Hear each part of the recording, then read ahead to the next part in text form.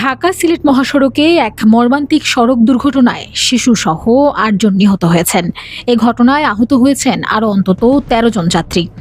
আজ সকাল ৭:৩০টার দিকে সিলেটের ওসমানীনগর উপজেলার কাশিকাপন এলাকায় ইউনিক পরিবহন ও বেঙ্গল পরিবহনের দুটি যাত্রীবাহী বাসের মুখোমুখি সংঘর্ষে এ দুর্ঘটনা ঘটে।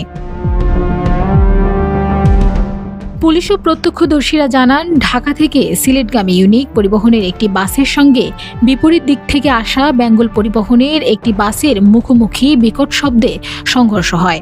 সংঘর্ষের ধাক্কায় ইউনিক পরিবহনের বাসটি নিয়ন্ত্রণ হারিয়ে সড়কের পাশের খাদে পড়ে যায়। এতে ঘটনাস্থলেই বাসটির ৭ যাত্রী মারা যান। পরে আশঙ্কাজনক অবস্থায় উদ্ধার হওয়া ৩ বছরের এক শিশুকে Sylhet MAG Osmani medical college হাসপাতালে নিয়ে গেলে চিকিৎসক তাকে মৃত ঘোষণা করেন।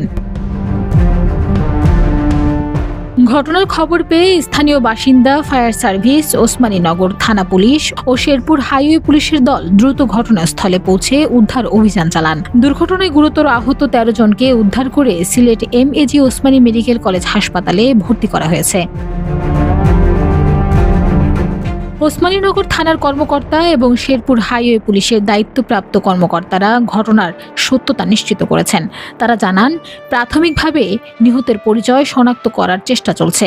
দুর্ঘটনা কবলিত বাস দুটি মহাসড়ক থেকে সরিয়ে নেওয়ার পর বর্তমানে যানবাহন চলাচল স্বাভাবিক রয়েছে। এ ঘটনায় প্রয়োজনীয় আইনগত প্রক্রিয়া চলমান রয়েছে। Desk report, Bangladesh bulletin.